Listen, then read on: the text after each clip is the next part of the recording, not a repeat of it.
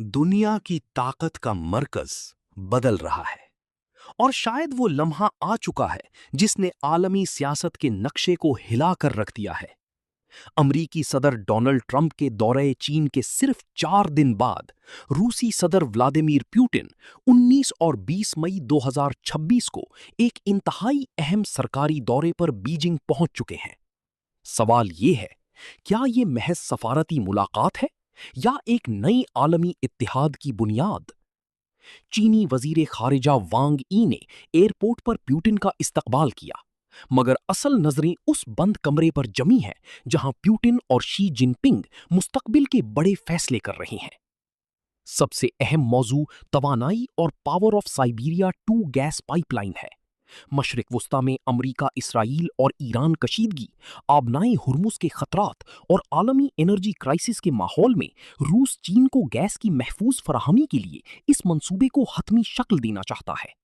अगर ये मुआहिदा मुकम्मल हुआ तो आलमी तवानाई मार्केट में बड़ा झटका आ सकता है।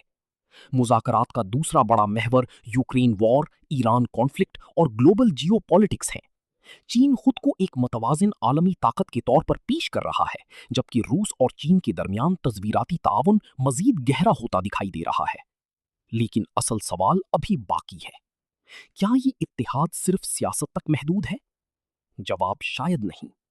रूस और चीन के दरमियान तिजारत $200 बिलियन से तजावुज कर चुकी है और पुतिन के मुताबिक दोनों ममालिक अब तकरीबन मुकम्मल तिजारत रूबल और युआन में कर रहे हैं, यानी डी डॉलराइजेशन और अमरीकी डॉलर के मुतबादिल मालियाती निज़ाम की कोशिशें तेज हो रही हैं। यही वो नुक्ता है जिसने मगरबी हलकों में तशवीश पैदा कर दी है।